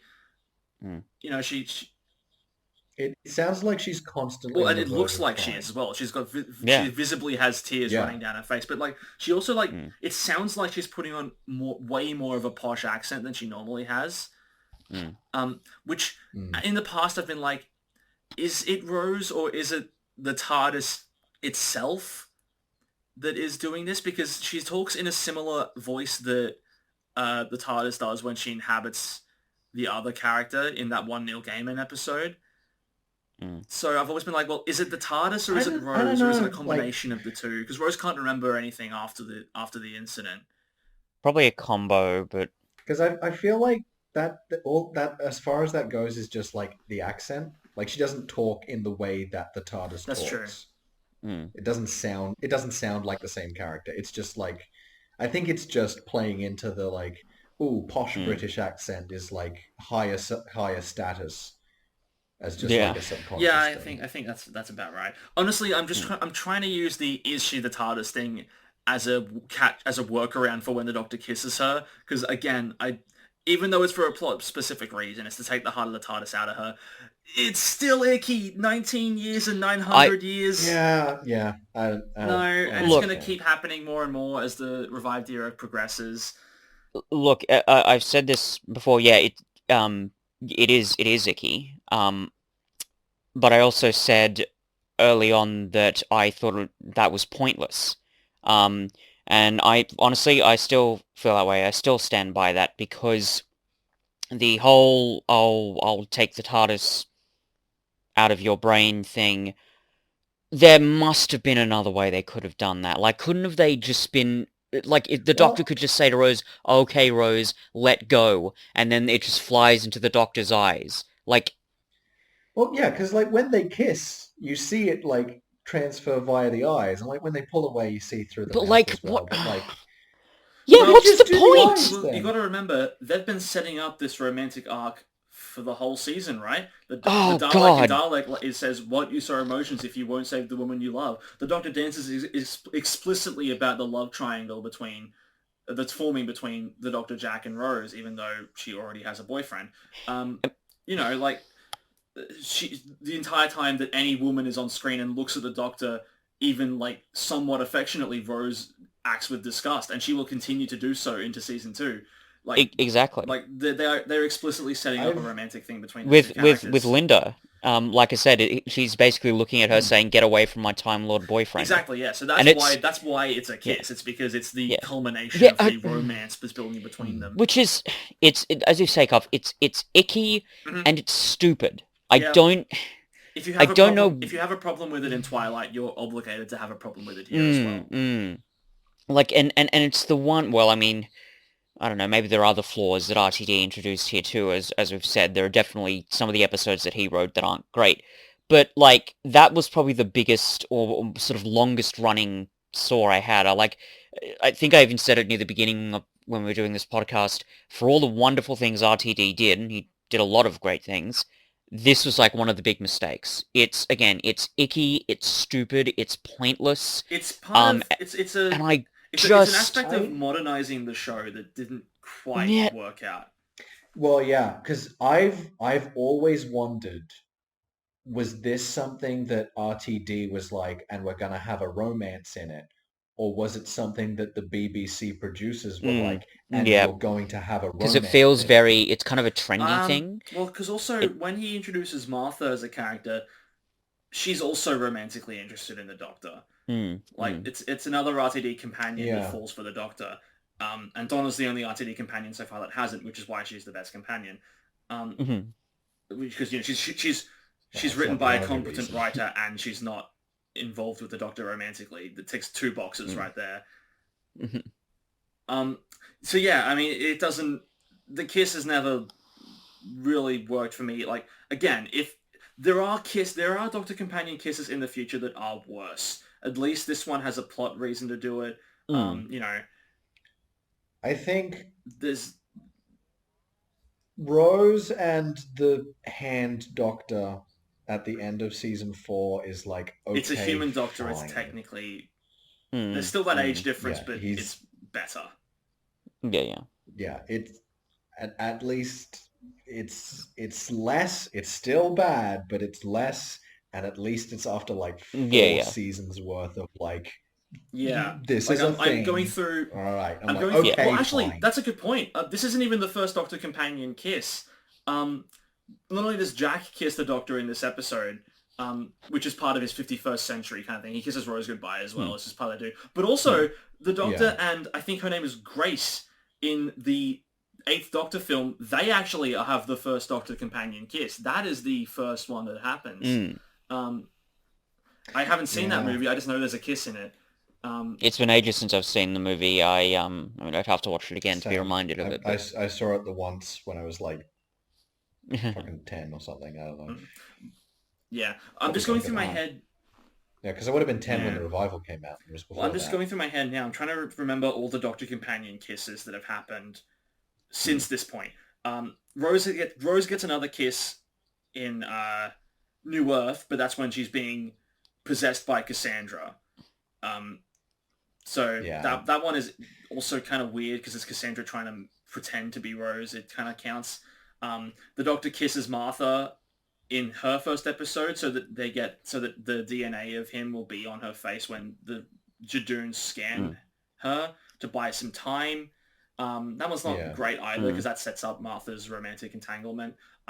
Donna kisses the Doctor in Unicorn and the Wasp when she needs to give him a shock to get the poison out of him. That's because that one's there for comedy. Amy does a big old smooch on the Doctor, and that's the only time the show ever calls it out, which is also why it's the best one, because it's actively set up as being bad in the show. All these other ones, they're seen as wins. Okay, as much as I agree with that point on a purely emotional level, no, that's the worst one is in The Snowman when Clara does it, because they've only spent 10 minutes together. I don't even remember. There is so much sexual subtext in that episode, and they've only known each other for 15 minutes. It's a bad episode. Do you know there's we'll, I suppose, maybe discuss this more when we look at the chase, but there's the scene near the end where after they've blown up the Citadel where Ian's just like, no, the Doctor says, I'm it's so fantastic, my dear boy. I could kiss you, and Yeah. and then Barbara says something like, "Oh no, don't waste it on him. Just kiss me." And then they don't. They just hug. But that was just a Yeah. I don't weird, think funny little thing. I don't think there have been any Doctor Companion smooches since then. Primarily owing to the fact No, that no. Capaldi became the Doctor, and you coward Stephen Moffat. As soon as you made the Doctor not a young, attractive man, you decided this is when the Doctor stops kissing. But like again, like the episode hasn't aired yet. Yeah, once they introduced River, Yeah. that was River is mostly it that's for true, yeah, because Doctor kisses. River kind of takes up that mantle of Doctor Companion kisses. Real quick though, like the episode hasn't aired yet, but I'm calling it now. There's 1-to-1 odds on the Doctor and Yaz kissing as well. 100% that's going to happen, and Mm, it's not going to be good because they started teasing that relationship way too late, and also don't do it. Like, Oh, don't like it. oh. Like I said, I watched Revolution last night, and it's just like everything Yaz did. I'm just like like nothing can make me care yeah, about you. she's a very, I don't know, like a blank slate. Graham is funny and has a fun dynamic with Ryan, so like as a pair, they're good But like Ryan and Yaz, you enough mean? by this. You cut out for a No, little bit there, so I didn't hear what you said. Yes. Graham and Oh Ryan, yeah, they're fine because they at least have their Hmm. little yeah. Oh yeah, dynamic with yeah, each to be other, and sure. that's entertaining enough, at least by the standards Yeah. of Yeah, Chibnall Who. Yaz Yep. has And yeah. when She nothing. you just when you watch Flux after Ryan and Graham have gone, that's what she continues to be. So and then the foreshadowing in Ah, the foreshadowing in combination with Yaz's characterization gets even worse in Legend of the Sea yeah, Devils. get That ready for that was one. and she's she's a cop, so Yep. fuck her. um, oh but let's touch on the ending of this episode finally. yeah. So we now get to the regeneration scene. Again, it's the scene that wasn't originally written for this episode. They announced the second season very early on. Eccleston said he didn't want to come back for it.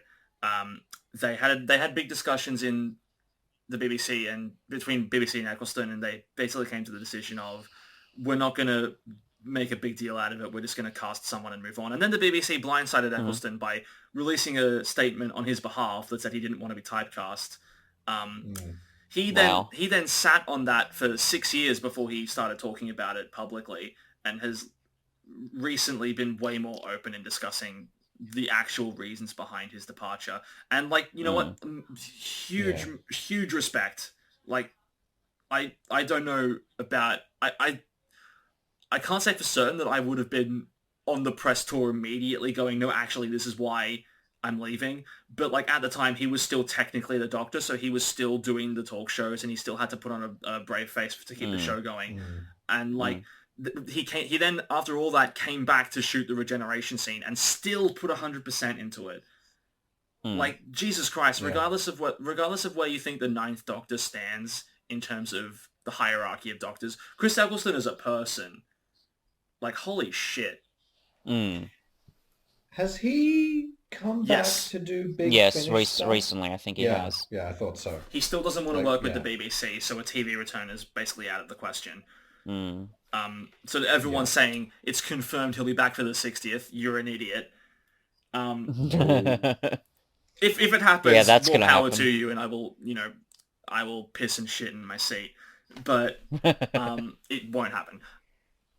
All right, that's Yep. officially recorded then. So if it I does, I'll have to force it out to make me not a liar. But I really like how this regeneration scene is written as well. Like they obviously don't have a lot of time to Yeah, write it's it. good. They don't Yeah, have I think it's one of my Well, favorites especially when you of the consider they don't revival. really like by virtue of the fact this was written after the fact, they couldn't really set it up in the episode. Like unlike other regeneration stories of the revival, this isn't written with that intent. You're not going into it knowing that it's going to happen. Yeah, It's just kind of true. put on the end. But bizarrely, and I don't know if I don't think this is gonna be a hot take or anything, but is this one of the better regeneration episodes of the revival period? Because like End of Time is good, but it's pretty messy and all over the place, especially in part one. Um, Yeah, part one of End of Time, I would just go so far as to say yeah, is just outright part two bad. is generally really good though. Part two Yes. Yeah, salvages part it 2 is great. in a big way and has a lot of Yeah. really Yeah, great moments. Part one hmm is yeah, not good. It has the scene with the Doctor and Wilf in the Yes. cafe or which is whatever it good. is, and then it's just like fart noises for 40 Yeah, minutes until you get to part two. yeah, part 1 of The End of Time is strange. The tone's kind of all over the place. Like, Um, it's just a weird episode and yeah. not terribly satisfying. It does, as you say, come right with the second part, Yes. but yeah. But this Um, is, yeah, sorry, Ant, go Time of ahead. the Doctor is also pretty messy. It's trying to do way too much. It tries to resolve the Trenzalore arc. It tries to resolve the cracks in the wall. It also tries to shoehorn in the 13 regeneration stuff to resolve that, even though Which we now we know now know that doesn't doesn't matter. count. Oh yeah, it doesn't matter Even anymore. before that, Yeah. So point, we it's knew it like didn't matter what? because RTD had said officially that the tenant to tenant regeneration wasn't a full regeneration, but Moffat then said no, it is, in order to make Smith's departure the 13th regeneration, and like rather than Hmm. setting it up with Mm, Capaldi throughout his entire era and having him like be, oh, I'm on my last life, I've really got to like tread carefully now, and have him work his way up to the end of you can build up to the 13 regenerations thing as opposed to introducing it for the first mm, time in the revival in that episode.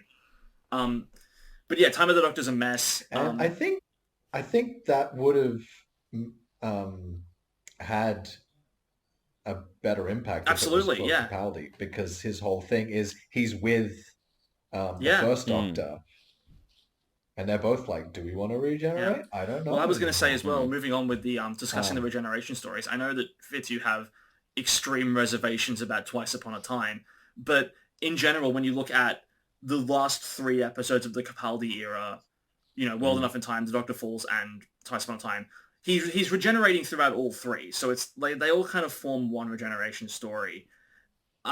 I yeah, like them. I can see why I people think wouldn't. I know why you don't, Fitz, and that's your own yeah, thing. But I yeah. There's kind a of, whole bunch of reasons. I still think this one's stronger, and it pretty much goes without saying, Power of the Doctor is not going to be better than this. I Yeah, think for Capaldi, the episodes are like up and down. I think I like Capaldi's regeneration scene I agree more with than that, this actually. one, Yeah, but I would say this is a I agree better with that. I episode. I Yeah, like him giving that speech about who the Doctor is supposed to be the next Doctor, to and the then to I next have the one. showrunner ignore sorry. most of it. Yeah, I disagree. I don't. I mean, I know, like, I know I'm very biased in this. I know my feelings about Moffat, which I've already made very clear. Even on this podcast, I don't like that scene. I found it to be. It goes back to that thing that I've mentioned before about the forced sentimentality. I found it kind of trite, and it just sort of frustrated me. This one in Parting of the Ways I find to be a lot more subtle, Well, I and I don't know about that because fulfilling. there's a lot of Hmm? sentimentality in this scene as well. Like he's putting on a brave face for Rose. He's reassuring her. He's yeah, talking about how amazing she was. Like there's Y- quite a lot of it here too. It's going to be Yeah, interesting but when we start moving yeah. Like forward. like when he's talking about When we start moving forward like with when he's talking I'll about speak. I'll make the decision. Um, when yeah. when when we actually discuss the Moffat episodes, in particular that one, it'll be interesting to see if I do notice more of a difference. But I really don't. Like hmm, it's a different kind of sentimentality, and I don't think it is particularly forced. Primarily because like one of Capaldi's defining features by the end of his tenure is the fact that he is so good when delivering a big hmm, speech. hmm, Like him going out with a big one was the right way to go. Um, mhm, and when he doesn't have a Mm. companion to talk to, I think that they found the right way for him to do it. But hmm. again, maybe when I rewatch it, Yeah. God knows I've been able to Um, sway you on Rose, so maybe you'll sway me on Moffat's writing in a bit more than you already have. that one scene really did annoy me. I found it trite. I found it needlessly sentimental. Again, I find it's their sentiment is handled much better with Parting of the Ways. It's not this big epic. speech that I'm going to stop talking about this topic at the moment because I don't find as that you can speech. tell, I really don't find that speech epic. Like, it's not one of those big Matt Smith shouting up at hundreds of spaceships level epic. It's a really Yeah. it's. I don't think it's the same thing. I think maybe you're just like maybe it's because there are a lot of similar speeches in the Moffat era that kind of invoke a similar that's thing. Maybe you're definitely could conflating be the part of two. it.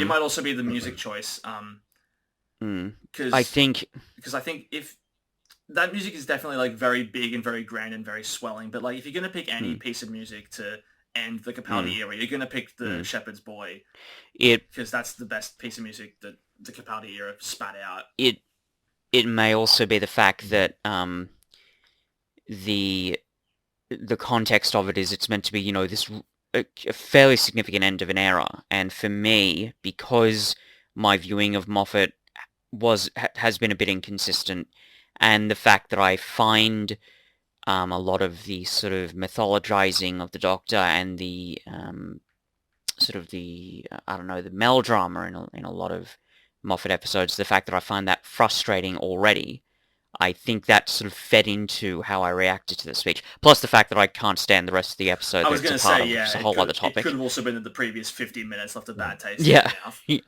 Yeah. In any case, I could very well be wrong, as I've often said on this podcast before. I wait to be proved wrong on this. We'll have to wait and see when we get there. Well- but certainly at the moment, I prefer the speech at the end of Well, one thing that Parting of the Ways, Parting of the Ways. one thing that Parting of the So- Ways does have going for it is that it does a really good job bracing a new time viewer for the regeneration. The fact that he is like he does go out with a smile, and his last line isn't something incredibly like profound or emotional. It's just it's another like light-hearted moment from the Ninth Doctor. You go out laughing at him, and it's it's less emotionally manipulative than I Don't Want to Go, where that regeneration is built around making you cry. Yeah, and that really like setting up the next Doctor for failure as a result. Like with this one, you're like, as it's happening, you're smiling, you're laughing, and you're like, oh, Yeah. okay, so this is fine. The Doctor's okay with this. So am I. Yeah. I'm willing to accept the new Doctor now.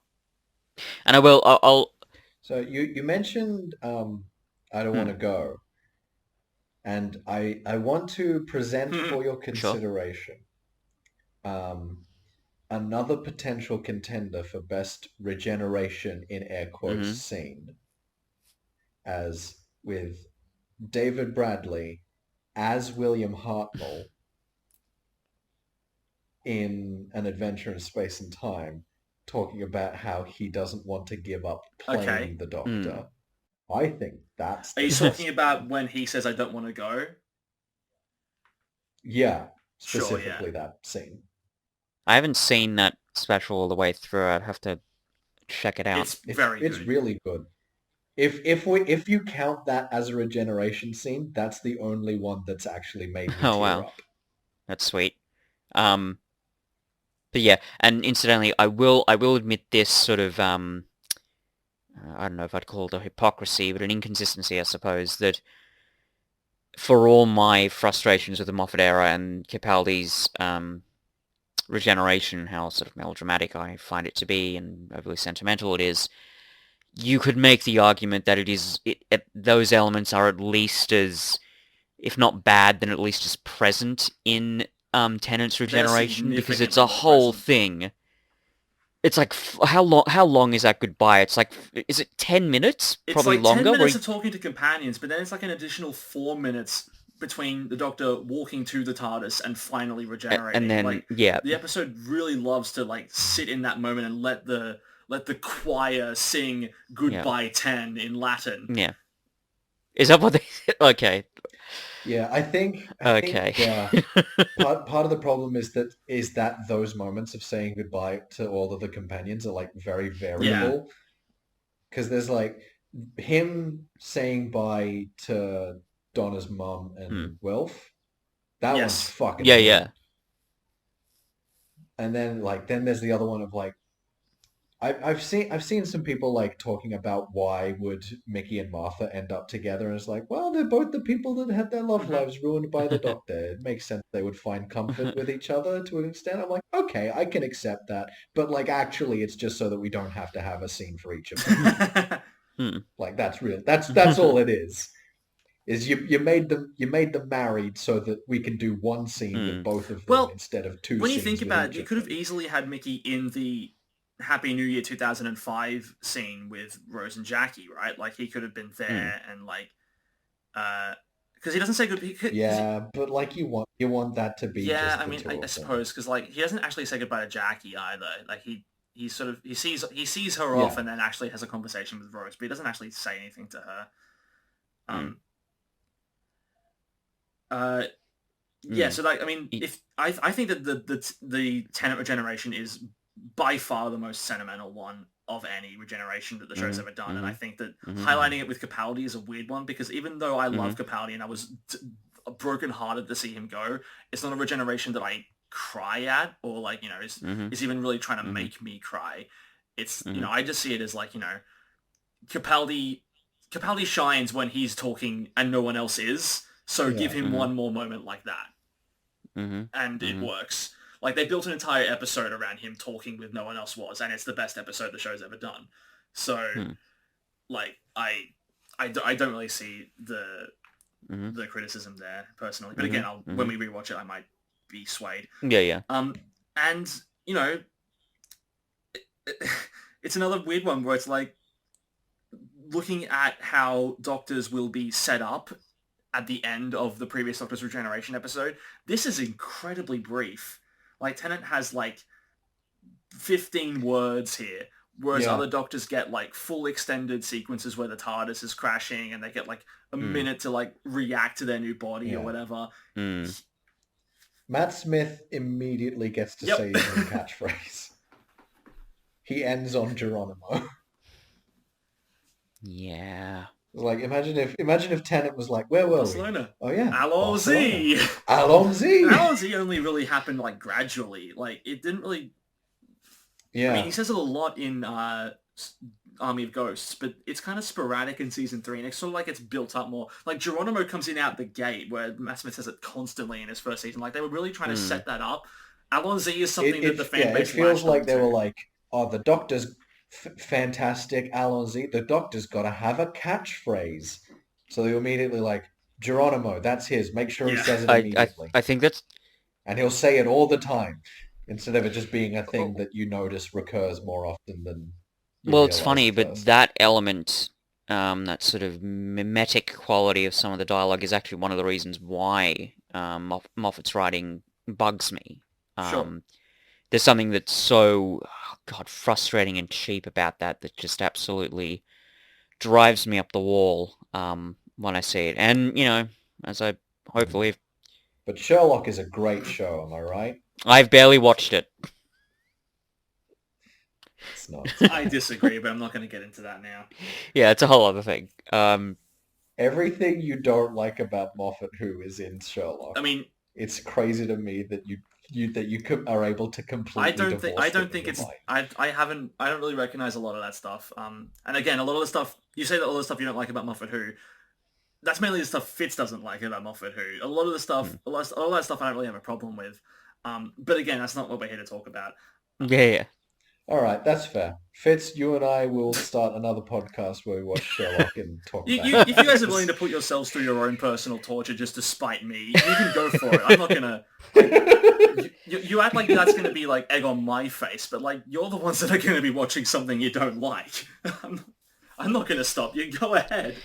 Look, we've sort of discussed this before, Cuff. That's all media criticism is. Yep. I don't like this show, and if you don't agree with me, bleh, I'm gonna whine about it anyway. Yep. um, and that is a fitting way to end our Yeah. discussion on parting of the ways. Yeah, sure. So this episode leads into the Christmas invasion, but also Children in Need Mm. special Born Again, where they wrap up the only thing that I and a lot of people at the end of Parting of the Ways have questions about, which is why did Mm. they leave Jack behind? Like that Mm. is the one thing where anyone who watches this episode the first time they do it, they're Yeah. gonna go, "Wait, why, Jack? Huh? Where? Like, Yeah, I go pick wondered him that up." myself. Born Again it says explicitly the reason the Doctor left Jack behind is because he left him there to help rebuild the Earth after the Dalek invasion. Yeah, sure, Um, sure. Well, but also yeah, in that doesn't Utopia, not really followed up on. yeah, well, no, he does kind of mention it where he's just like, you're an immortal weirdo who comes back from the dead anytime you die. That's I don't Yeah, know. I didn't true. really Like the want to deal excuse that with he it. gives in Born Again is he'll help rebuild the Earth. But then in Utopia, it's established not only did he not do that, he vortex manipulated back to what the 1800s as soon as he had the chance to. Mm. But the Doctor explicitly says in that one he left because he knew somehow that Jack had been given this immortality curse, and he was like, on a gut level, that sets off my Time Lord brain. I can't look at you. I think Yeah. it's Which is weird because I feel like you could very easily have just been like, the Doctor didn't know Rose did that. yeah, but like she explicitly says, "I bring life," and then They weren't like, in- he's they like, weren't- "Don't do that." Yeah, but like he wasn't in That's the same true. Like, room. I think He doesn't know specifically that's true, what but like she did. didn't meet anyone else on that He station. could very easily just been like, Jack, I thought you were dead. He's Well, like, no. Well, Rose didn't. I mean, I was. Rose never not met anyone anymore." else on Satellite 5. So when he hears her say, "I bring life," and he knows that Rose is a bad person, he knows that she's only going to resurrect the person that she knows personally, being Jack, and she's going to say, "Fuck all the other people who had lives." And could have contributed to society, and like those two people who worked on Satellite 5 where they had Imagine if their... like it was literally just like anyone Oh, Rose Christ. knew. So it's just Jack and the contestants on Weakest Link.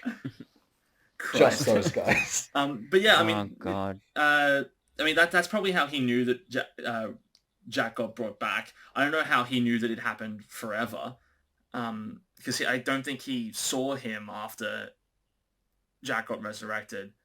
No, because Jack doesn't reach the room until Yeah. the TARDIS is already leaving. So I mean that doesn't really tie together 100% I don't effectively, know. but Time Lords have psychic bullshit. it's just- about it's- them. It's timey-wimey, it's a timey-wimey magic, it's guys. a Time Lord Yeah. magic, yeah.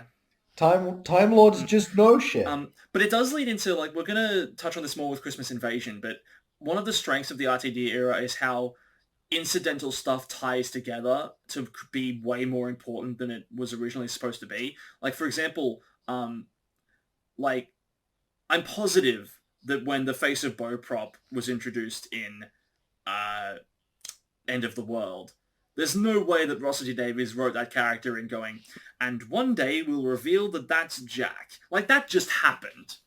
Yeah, no, that wasn't a thing until Gridlock at the. Oh, I think it had to have absolute been. It must have been teased around the time of New Earth, because in that one they established we're gonna meet again, Doctor, for the last possible time. Yeah. Oh yeah, I forgot he's in that one. And in Christmas Invasion, the Doctor's going to get his hand chopped off, and that's going to end up being critical to Journey's End. Like the strength of Yeah. Russell T Davies to tie together elements that were throwaway into something that like really like brings it all together and like makes the RTD era really like isolated and compact and neat. It's probably like the reason why. Like it's definitely one of the reasons why his era is widely considered the best one, at least in the revived era. There's certainly not that strength of storytelling in the Moffat era. Like he tried to in the Matt Smith Regeneration episode, bringing together all the elements that he'd set up, but he clearly was just fumbling to try and like, there was no reason to bring the crack in the wall back. I'm glad he did because it's an effective image, but like you didn't have to. That wasn't like a lingering question. And in tying together all those elements, he used up Trenzalore 2 episodes after it had been introduced, when that would have been an effective Capaldi thing as well. If that's supposed to be where the Doctor dies and Capaldi, and you're setting up Capaldi as the final regeneration, you can properly build up to that. Like again, like so many missteps surrounding that one decision to make Matt Smith the final Doctor. Yeah, and I mean Chibnall's tried with Timeless Child, but it's bad. When Clara is talking into the crack and being like, "Go on, give him one more go around," like they know. So like, what do they do? Do they just send through some placebo fart gas and be like, yeah, there's more regenerations I mean, for you, unless whatever. Yeah. because the Timeless Child reveal has been unclear on like how the Doctor got reset back to the William Hartnell Doctor as a child. Maybe in that process they were like, okay, we're gonna pretend you're a real Time Lord and cap your regeneration limit at 13 somehow through using like Rassilon magic that we've got. Like we don't explicitly Mm. know that the Doctor's regeneration limit was infinite before Matt Smith. We don't even know if there is a limit now specifically. It's just and The limit will be when the show stops basically being that's profitable. what they're gonna do. And it's just another thing where it's like Timeless Child fucked everything so colossally that we're looking back at Yeah. even stuff from 5 years prior to the reveal and going, well, does this make no sense anymore? But hey, at least it answered that burning question of who all those faces were in that Oh Tom yeah, Baker the episode brain of of One Morbius. At Time. least, yeah, we found out that one. Yeah.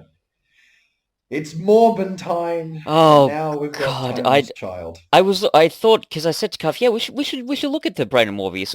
It might be kind of cool. And I thought, am I gonna throw a Morbin time reference in there, or is that too?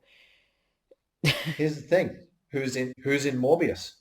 Matt Mm. Smith. Wait, really? It's all connected. Oh It's all shoot! connected. Yeah, he's the Um, Oh villain. right. I know we have a document where we have all the episodes that we're gonna do, and people can add their names to it whenever they want to say, okay, I want to be on this episode. And at the bottom of it, we have a list of classic era episodes that we might be talking about. And Brain of Morbius is on there, even though we haven't done it yet. And it was so telling when so I at one point Freya got access to the document, and I know this for a fact because she went down. When she saw the Brain of Morbius, she then bolded, italicized, and underlined the word Morbius just to make it explicitly clear Freya was here. Yeah. Oh I man. think, but in terms of Parting of the Ways, it's Yeah. it's accidentally the best regeneration episode of the revived era, potentially one of the better ones in the whole 60 years of the show. And it Yeah, wasn't I think that's intended to fair, be honestly. like the magic of this episode where it wasn't supposed to be a regeneration story and ended up being one of the Mm. better ones. Well, I mean, that's kind of the case for a lot of the Yeah. classic ones. Like they're not really set up to be like, and this is this Doctor's final adventure. It's just like, and in this one, the Doctor got fucked up pretty bad, Well, I so think he's got to also because this regenerate episode now. it happened to close out an arc for the Doctor that began in Rose. Like it closes the Yeah. Time War arc, and then it's like, I mean, this Doctor's story is kind of done. It makes sense for him to regenerate now. Mm. Yeah, like you definitely like if relations between Eccleston and the BBC had not gone the way they did, you definitely could Yeah, have done absolutely. more with him. But at the same time, yeah, I feel like, real world circumstances notwithstanding, this is a perfectly fine end to his Mm. Yeah, run I as the think Doctor. it's I think it is effective, and it is a good ending the way they constructed it.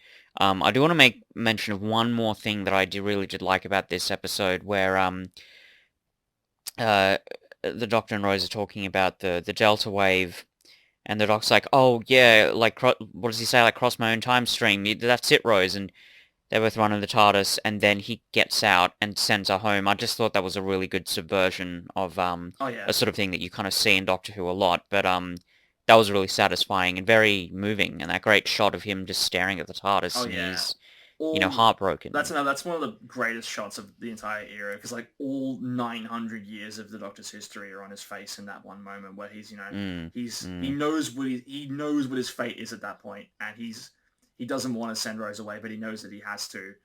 I wonder if there's a parallel between that, and again, it's been ages since I've seen this, but with the Dalek invasion of Earth, when he basically sends Susan away. I think you perhaps could clue us in here, Sam, because I know you've seen that story recently, but isn't it that like Susan kind of wants to stay on Earth, so the Doctor kind of just shuts the door and Yeah. Yeah. Yeah. She's like, because I forget the character's name, but like she meets this guy and she's like, there's a romance there. She clearly wants to stay with him, but she doesn't want to leave the Doctor either because she's like, no, he needs me. I'm his granddaughter. And he's like, oh, well, you say your goodbye, Susan. I'll just be in the TARDIS. And then when he closes the door and then he gives One that day I shall come back. speech about like one day I shall come back. Yeah. And he doesn't. I mean, he still has. Yeah. He still can. There's. I Theoretically. don't think that the actress of Susan has passed Yeah. away yet. So there's. Well, because she does come back Yeah. in the Five Doctors. Well, that's her coming back, and, not the Doctor. The version I had on DVD, which was just the full thing, like it's a movie, always started with that little speech. Yeah. Yeah. So it's something that I like stuck in my head a lot more than the rest of the Dalek invasion of Earth.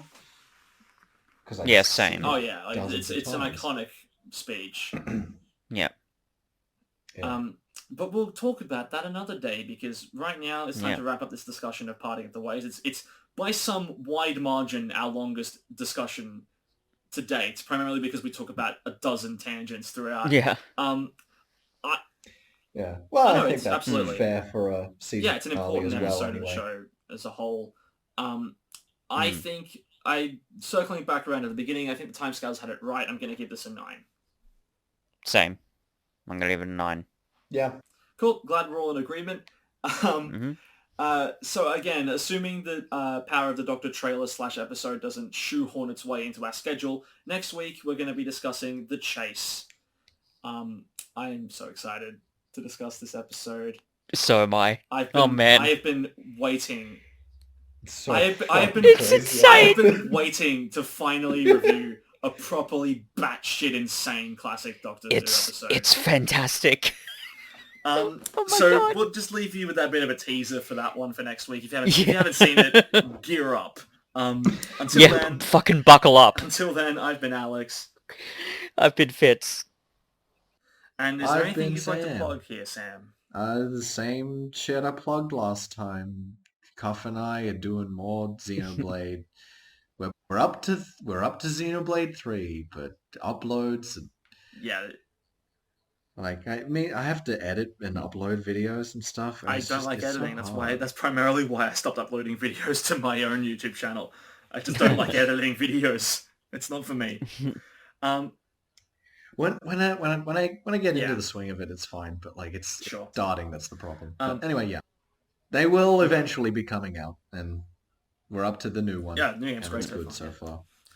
far. Until next time, where was I? Oh, that's right. Barcelona. I get it.